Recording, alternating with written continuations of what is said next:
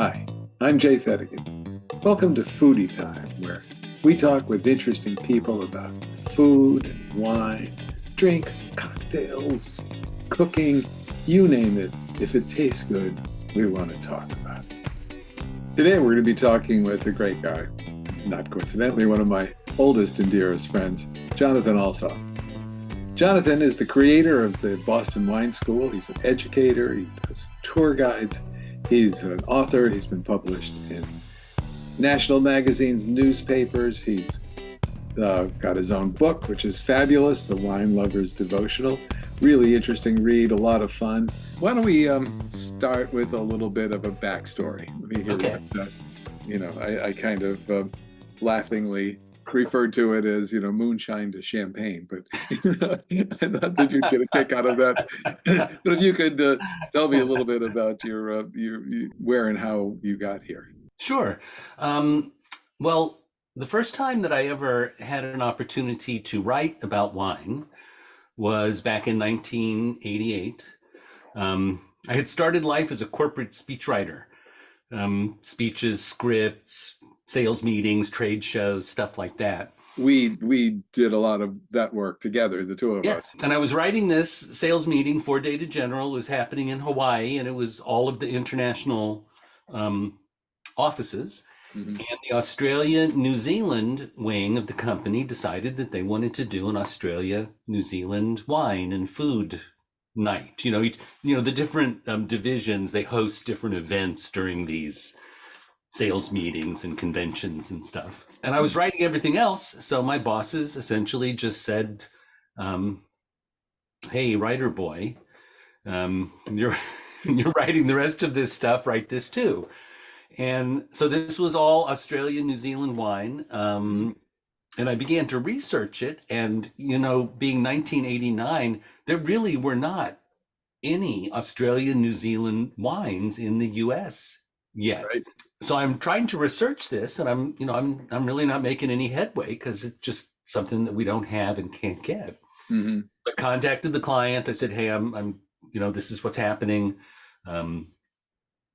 This is the challenge I'm facing. And he said, nope. He said, you know what? No problem. I'm going to shipping some stuff to headquarters this week, and I'm going to put we know what wines we're bringing.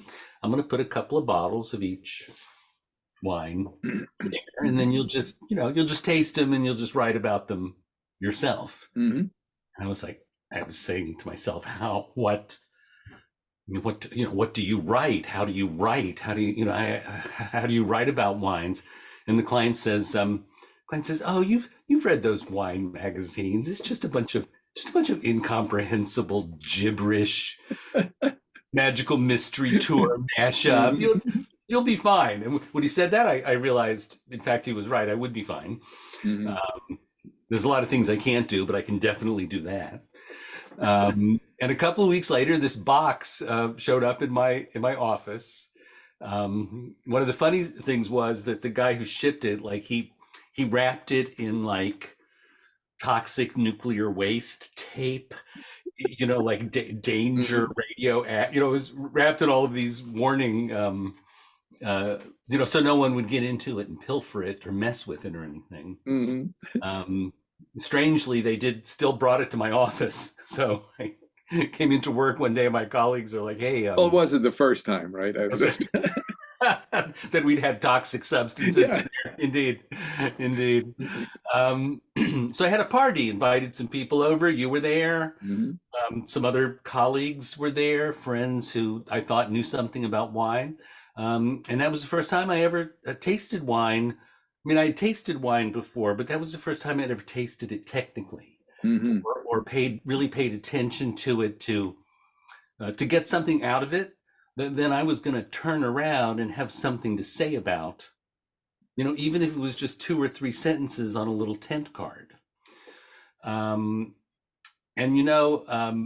this point, no one had been introduced to the concept of spitting wine at a wine tasting. Right.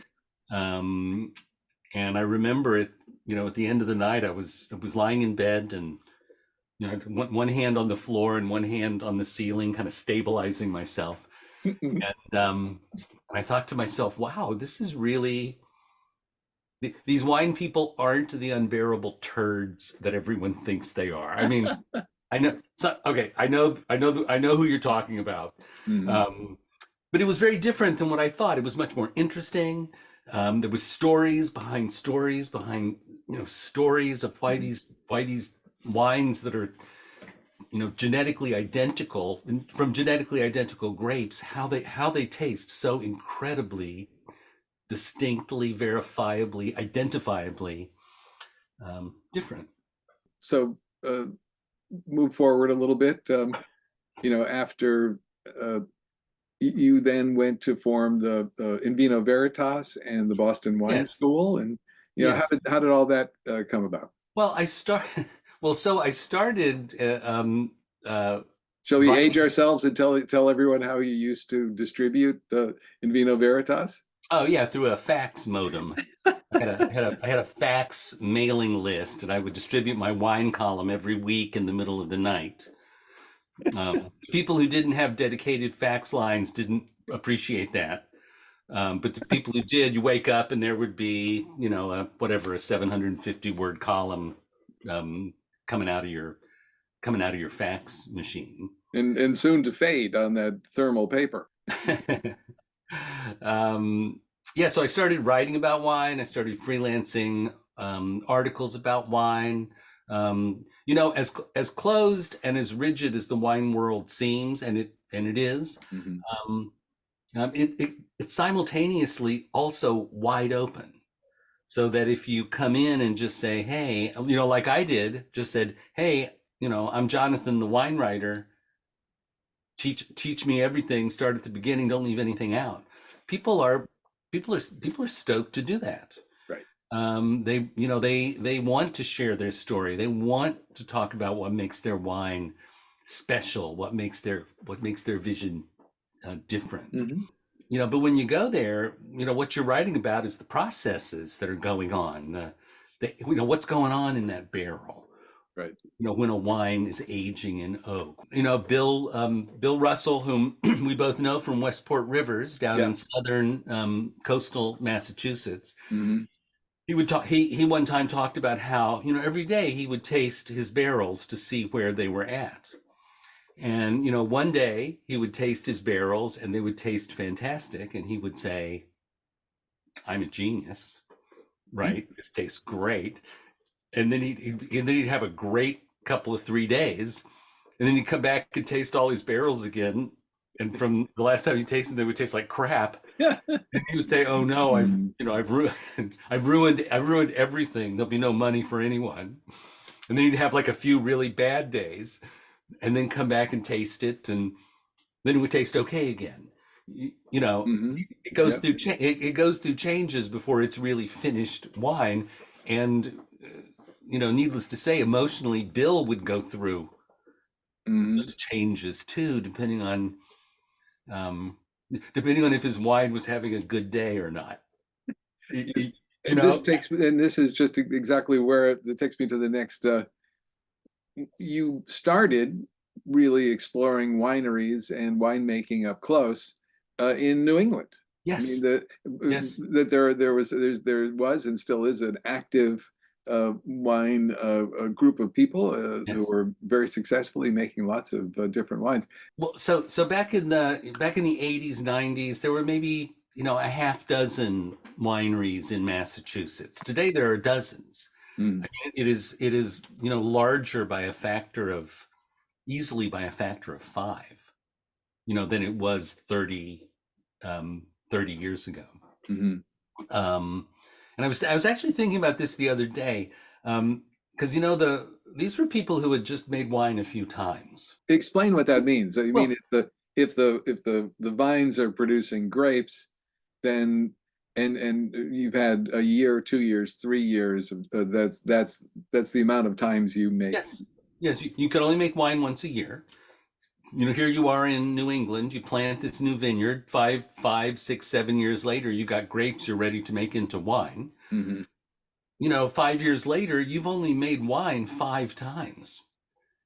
In terms of what you can learn about what you want to do and how you want to change the direction of what you want to do. I mean, I always always think about it like, my grandson brought me a drawing. My 3.5-year-old grandson brought me a drawing that he did, Hmm. and it was a drawing of a cat.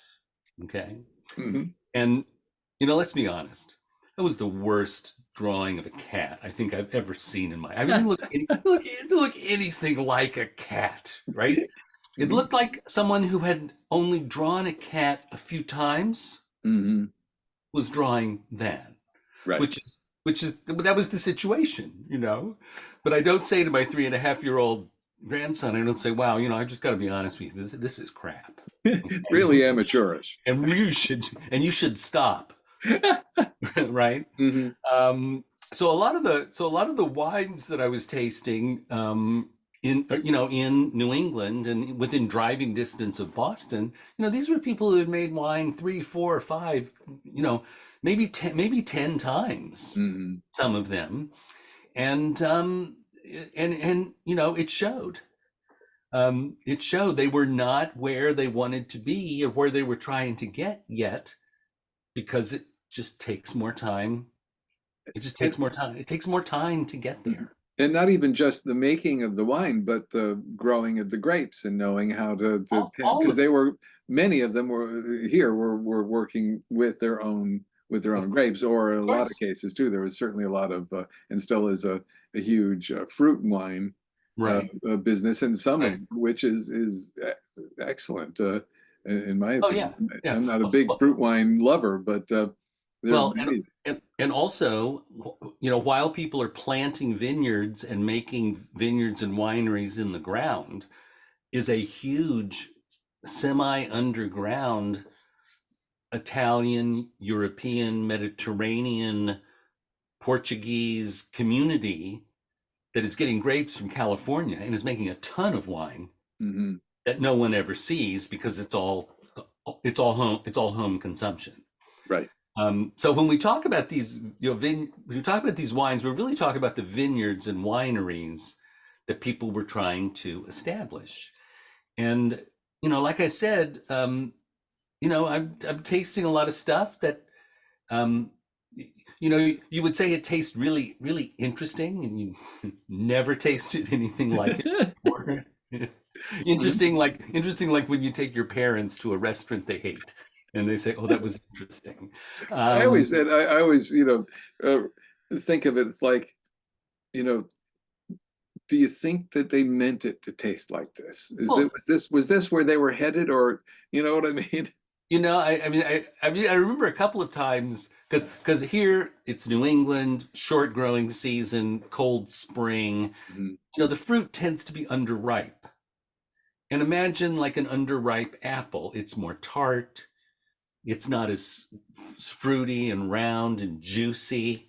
Right. Um, and we would taste that, and I would say, "Dang, that's tart. How do you make that go away?" And they would be saying, "Well, that's what we're working on. Hmm. We got to get the Hmm. fruit riper. We got to find the right grapes that will grow here, that will get ripe enough that we can work and do things with them." Right, because that's a whole nother tangent in that Right. uh, grapes are region dependent in terms of and climate dependent Yes, on very what much. you can grow where. Very much. Also, one of the things that I remember from that time was that some of the winemakers and the wineries were uh, very early in their stages of development. I Yes. mean, I can remember one place we went, and you know we were sloshing around in some basement someplace that had Right. flooded with trying to help the guy save They his they barrels hadn't and they stuff. hadn't sorted he hadn't sorted out his drainage, much less what was going on in the barrels, or that's like a business facilities issue. So that's a whole nother part too.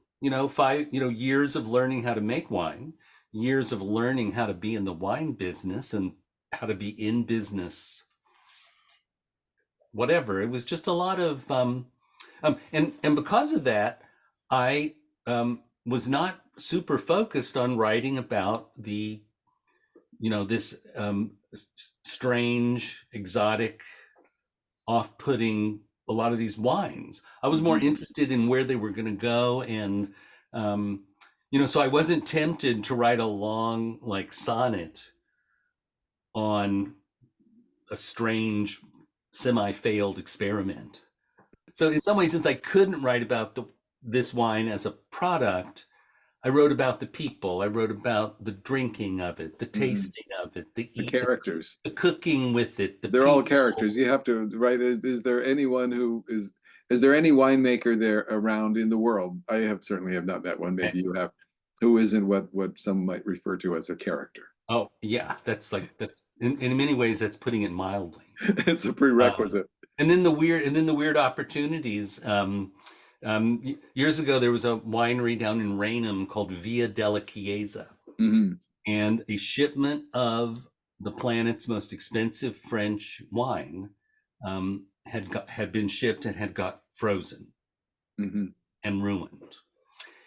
And so the insurance company paid out, the claim for the damage to the wine, but then they needed to destroy the wine, but they couldn't just like bring in a steamroller and like smash it at the airport, you know. Hmm. Um, so they contacted this winery and they said, "Hey, we're going to bring like several hundred cases of wine. Do you have a pallet where we can, destroy it?" And they were like, "Sure." They paid them to do it and everything.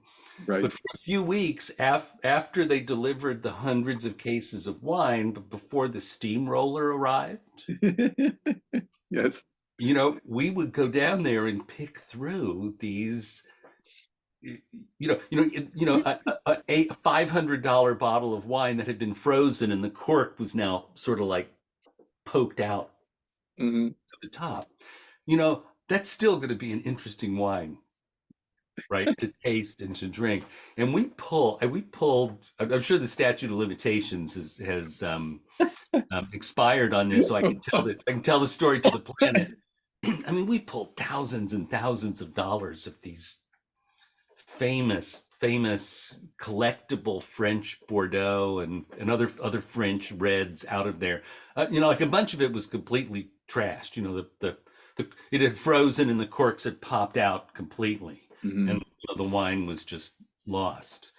But there were some that were only, a $500 bottle of wine that's only half ruined. That's probably still going to taste pretty good. Well, and one of the things I was going to say, I suspect that it was helpful for you because you were more or less a novice Hmm. in wine, to be hanging around with these new wine growers, wineries, all these people that were trying. So you didn't. I hate to say it, but it's like you kind of didn't know any better. Well, we were in the same place. Right. I was figuring out how this worked and what all these different moving parts did, and so were they. Um, a lot of times, what will happen to experts in a field, um, Neil deGrasse Tyson probably doesn't sit around spending a lot of time thinking about what makes the sky blue, right? Like, Yes. Yeah. like he knows that inside out, and what makes the sky blue is actually a really interesting thing. Hmm. But he's moved on to like much more deeper, more elaborate, more complex, interesting things. These winemakers, I was asking, hey, what makes the sky blue? And these winemakers were saying, yeah, we're working on that. We're just figuring out, what makes red wine red, and some wine is more red and some wine is less red. And they're like, yeah, that's what we're working on. Right? How much skin contact, how long to let the skins ferment with the juice. Last year we did it too long. This year we didn't do it long enough. Next year we're going to like go halfway, and then the year after that go halfway the other way. Hmm. Again, it takes years to figure this kind of thing out from trial and error, or even organized experimentation. So from here, I would say, moved on. We could talk about Hmm. the creation and execution, the Yeah. creation and the teaching of the Boston Wine School. How did this? I mean, this also seemed to be a, a combination of uh, you know. I hate to say good luck because you have to be prepared for any situation, but you Sure. certainly had a lot of a lot of opportunity to do something with the Boston Wine School at the time that everything came together. Well, and it was the same sort of, it was a little, there was some coincidence, there was some serendipity there. A Hmm. friend of mine worked for Brookline Adult and Community Education, right? Their Hmm. adult ed wing of their educational system in Brookline, where I live. Um, and she called me up one day and she said, "Hey, have you ever thought about teaching a wine class?" And I had thought about that because I had attended a few different like tasting seminars and wine classes, and um, they were just terrible. Just boring, and Hmm. the teachers were totally unrelated. The teachers had no idea that the students had no idea what they were talking about. It was just the worst pedagogical experience imaginable. Hmm. Um, and I didn't understand why. I didn't understand how something so interesting could be like taught and presented so badly. I don't know how you screw that up. Hmm. Um, anyway, so so I Well, had been thinking, so I had been thinking certainly that I could do better than that. well, so And much of that is attitude. right, yeah, which is also part of the Boston Wine School brand. Right. Some people like that. Um, and she said, "Well, have you ever thought about teaching a class?" And I said, "It's funny. I have been thinking a little bit that I could teach a class." And she said, "That's so great. How is Thursday for you?" Because the guy I had teaching, so whoever was teaching the wines of the Pacific Northwest, this is Monday, and whoever was teaching the wines of the Pacific Northwest Thursday, this guy couldn't do it anymore, and she had people all signed up and was ready to go. As long as I didn't set myself on fire, there was really no way I could fail. Hmm. As long as I just, kept the boat from capsizing, they were going to be grateful. Um, and it was a 1 day, 2 hour class overview of, coincidentally enough, not long before then, I Hmm. had been doing another sales meeting in Seattle, Hmm. and I had been exposed for the first time, and no one knew on the East Coast that Washington, Oregon, this is 91 or 92. No one's really paying any attention to that part of the wine world. I had more or less just been out there. So I said, yeah, I'll do that. And it was very much like the writing. It was very much, again, Aristotle said that rhetoric is the final step of reason. That if you figure something out, you have to be able to put it into words. That's your final step. Hmm. And that's the writing process. And then in the teaching process, it's sort of on the fly because people are asking you questions. People are saying, "Hey, how's this related to that?" And there's all this reasoning going on, and all of this people are having experiences of this wine. They're sharing them, linguistically. They're expressing themselves. There's all of this reason going on. Um, and one of the things we know about wine, different alcoholic beverages get you intoxicated in different ways, different styles. It's true. I mean, tequila is all of those, fire hallucinations, and And nothing mellows you out like a bourbon. Am I that's right? that's true. Bourbon, yes. Moonshine is people punch, which is the same thing except for barrel aging. But moonshine is a very violent intoxication. Even people who love each other start punching each other in the head. And wine, the intoxication of wine is verbal. Hmm. People talk, people start talking about the wine, they start talking about themselves, they start And talking about in each other. vino veritas. In vino veritas, that's what it doesn't just mean there's truth in wine, it means the truth comes out of me Right. You speak the and you get truth. some wine in me. Mhm. um so it's very verbal, it's very linguistic. There's people have something to say but can't quite put their finger on exactly what's the right word to express what they're tasting and thinking and feeling. And Hmm. it's fantastic. People I'm learning more than I'm teaching in this Hmm. class. Right. from these people, just from their questions that they were asking, and the associations they were making that I had never made. And this led you ultimately down the road to creating the Boston Wine School, Yes. and Yes. you had that great space in Yeah. Brookline that was all set up. That Yep.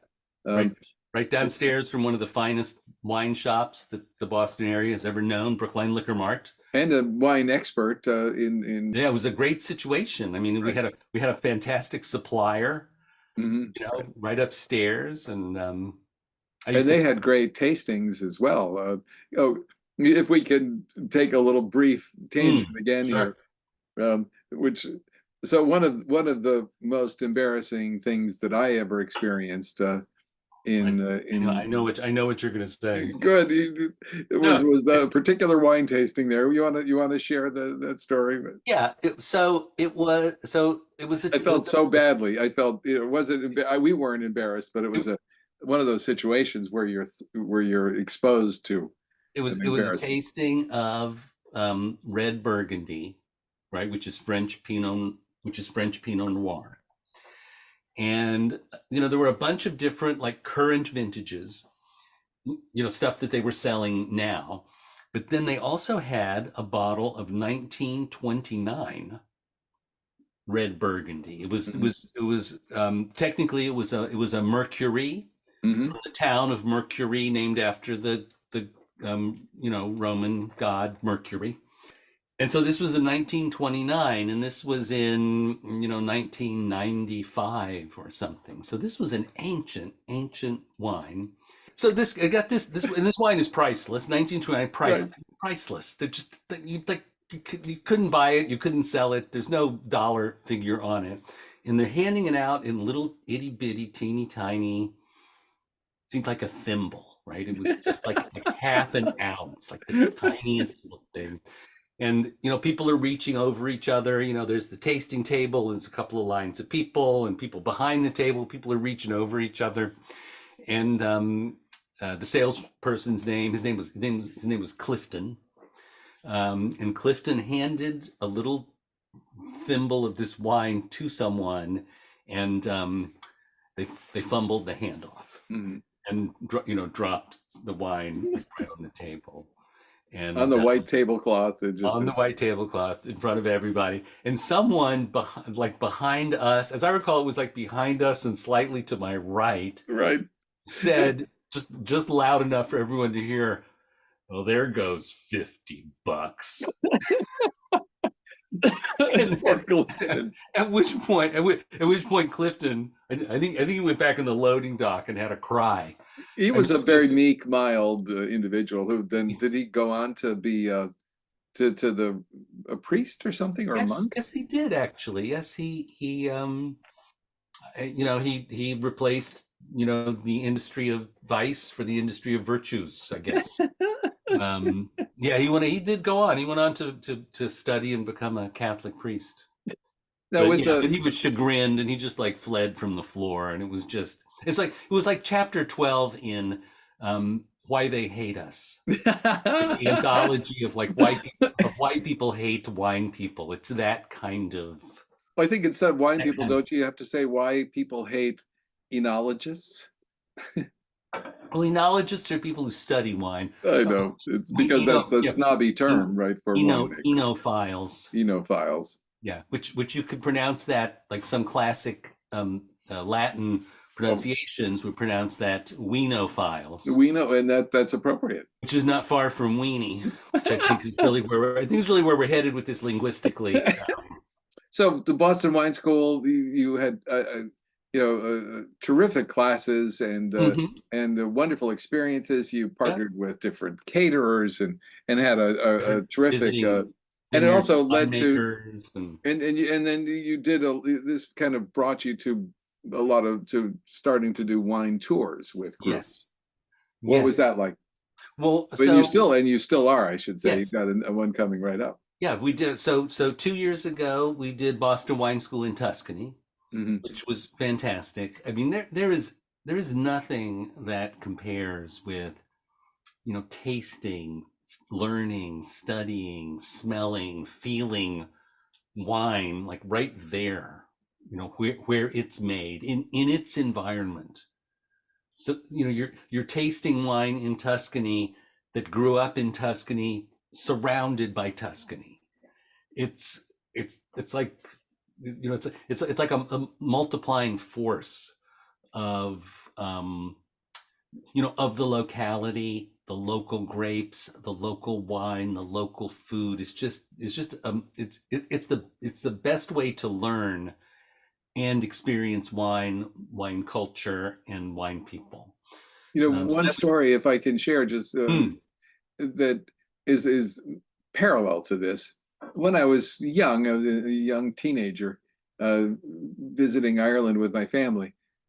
We toured the Guinness factory, mm-hmm, and I'd never had beer before or anything. I'd had some wine, but and after spending an afternoon smelling everything and mm-hmm, experiencing it all and just being in, I just remember it as a kind of a humid, warm, steamy place. wet, At the end, I was given a little plastic cup with Guinness Stout as, whatever, a 14-year-old. And right, I tasted it and I loved it. And because I was so connected to the experience of the process and all of the smells I had already been prepared, right. going to wine country has got to be a lot like that. So, yeah, yeah. It's. I mean, it's very similar. I mean, you're primed. You're primed physically. You're about to taste the oak that you were smelling, Right, right, in the right. barrel room for a half hour ago, and now that oak is going to be present in the wine. Mm-hmm. Um, one of the things that was interesting and that came up in Tuscany was that one of the people who was on the trip was from California, and turned out only had experience with California wines, Hmm. Wow, that's and had interesting. had some French wine, had had some Italian wine, maybe had had some Spanish wine, but overwhelmingly was a California wine style person. Hmm. And so these wines of Italy were completely, I mean, totally different in style from what he was used to. Hmm. And as he was adjusting and saying, "Whoa, what's going on here? This is so vastly different from the wines that I have all the time in my life. What's going on here?" Right? It wasn't just a this experience, this bottle that sort of came out of left field that was Mm-hmm. hard to explain. He was tasting in the wine stuff he was smelling in the vineyards. He was having the wine with the food, the local food that had grown up side by side with the wine for centuries. Well, we spend the whole morning, trudging through the dirt and the mud with Mm-hmm. these two semi-insane dogs looking for truffles, crazy dogs, and half mad truffle hunter. Right. Um, smelling this guy's hand. This guy turns around. He's like, "Oh, smell this." I mean, I smelled this guy's hands like 8 times. You know, that doesn't happen a lot. Right. But there was that whole thing, and then back to the house, and then eating those Mm. truffles with wine Yeah. was all this very integrated. All five of your senses were activated. He understood that California wines, so rich, so ripe, so fruity, so surfing, so downhill snow skiing, so Right. So in big. Tahoe, downhill They're snow skiing big in wines, big shorts, California wines. big hair, big hair, little bathing suits. Whereas these are, country wines. These are Mhm. wines that are from a farm. You smell the farm. You don't smell suntan lotion, right? It's the farm and the place where they come from, and Mhm. it was easy for him to understand, much easier for him to understand and put into context for himself than to just open 6 bottles of wine in front of him Right. Right.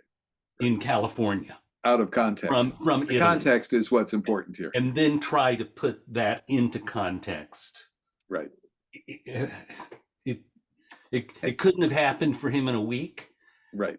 and it happened for him in a day in Tuscany because he started to get it right away. So it seems to me that the furthest your wine travels have taken you, of course, would be China.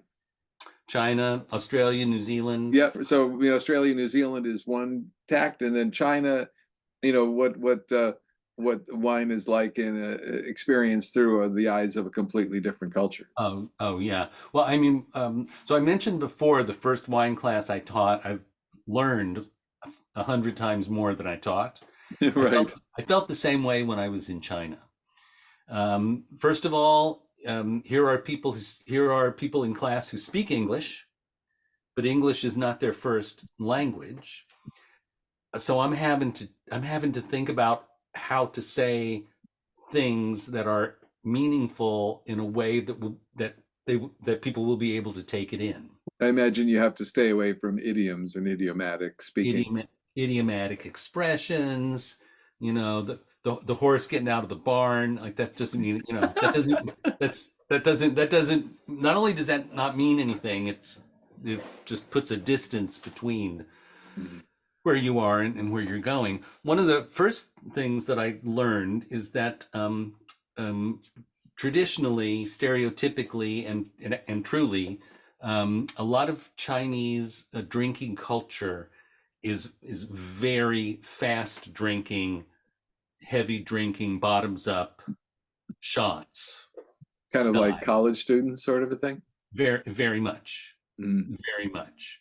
Mm. And what we're doing in class is we're saying, hey, slow down, look at the wine, smell the wine, let's talk about the wine, taste the wine, let's taste it a second time, what happens. We're all about extending the experience over the dimension of time, so that you can get more Mhm. out of Right. it. And when I would say that, my Chinese audiences would literally say to me, hey, have you met us? We don't do that. Okay, so no.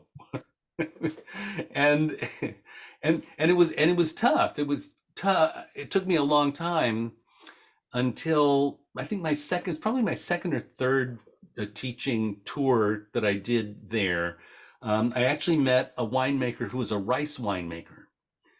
And he also, one of his hobbies was foraging for tea, to the wild tea, like growing up in the hills. How Wow. people forage for mushrooms or whatever. He had a couple of friends, and one guy had a tea shop, Hmm. which was just sold tea and did tea tasting classes.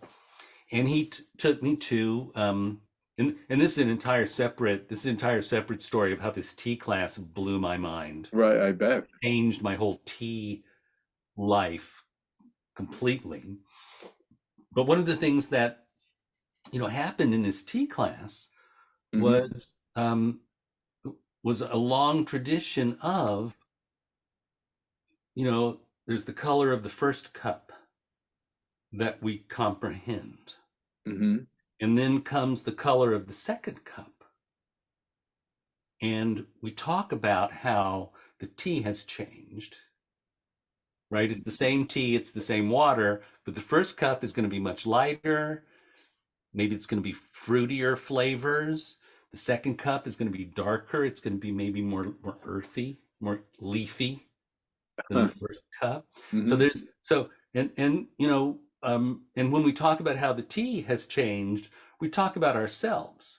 We talk about what it was like to taste the first cup versus what it was like to taste the second cup. Hmm.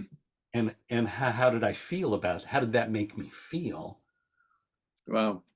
Going from this to ultimately a place of psychological perfection, where Hmm. you're digging the whole totality of the aroma, the color, the temperature, the texture. Tea has texture too. And Um, how did this influence you in teaching the oh, wine well, classes? so the next day when I taught the class, instead of talking about slowing down, And I realized that what I was saying to people essentially was, look, you're doing this wrong. You're doing this wrong. You're doing this too fast. You're doing it wrong, people. Mm. This is like, this is what I was feeling. I realized that's what I was communicating. So the next day at the beginning of class, I said, I had such an interesting experience yesterday. It's good for me to take classes too, right? I Mhm. took a tea class, and guess what I learned? I learned that there's this long, and then here's what I learned. This long tradition of really appreciating the dimension, the time between the first cup and the second cup, the color, the aroma, the flavor, and the time that we give to tea in order to achieve this, again, this psychological perfection, which doesn't always happen, but that's what you're shooting for every time. And I said, so now we do this with tea. We know how to do this with tea. We already do it. Been doing it for thousands of years. We're not going to do anything you've never done before. We're going to taste wine now the way we taste tea. We're going to do something different with wine. We're not going to shoot it this time. We're going to approach it. And you can do this. You already know how. Must have been And fascinating because you not only taught wine classes, you sort of established other teachers who could follow in your yes, uh, teaching class, in yes, teaching wine. yes, yes. And just that, and again, and just seeing people going from with basically the same information, but getting them oriented and people don't like it when you tell them they're doing it wrong. Oh, you think? and it just took so much pressure off because they said to themselves, oh, I can do, I don't normally do this with wine, but I can do this because I do this all the time. Not a Well, problem. you related Let's do to a common experience because you had it. an experience that they understood. Exactly. And this is the same thing that we do in all of our wine classes. I feel like most of the wine education that I do is people looking at me going, okay, what am I supposed to be smelling? I'm like, come on now, you can do this. I believe in you. Okay. You know what you're smelling. Come on. I'm not always going to be here. Okay. You're going to have to be able to know what you're smelling on your own. You can do this. Well, in that it's You okay. smell other things. But it's okay if what they smell is like a blueberry Pop Tart. You Yeah, know, yes. what they smell doesn't. It has to do with what they're familiar with and what they're rather than you know The right answer. well give me the most absurd esoteric taste Well, profile that you can come up with. oh, I just remember one time I was at a tasting, and when I held my glass across the table to get a little taste, the person pouring looks at me and goes, "They think you'll find some hints of hamster cage." Hamster cage? What? Mm. Maybe he meant cedar, but I was like, hamster urine? Come on. First of all, what's that smell like? I don't know that I'm going to recognize it, but look what you've done. What else can I smell now? so Um, to kind of wrap things up, hmm, one of the things that I think is that I've always been impressed with in terms of your approach is how accessible and not snobby your view is about wine and wine teaching.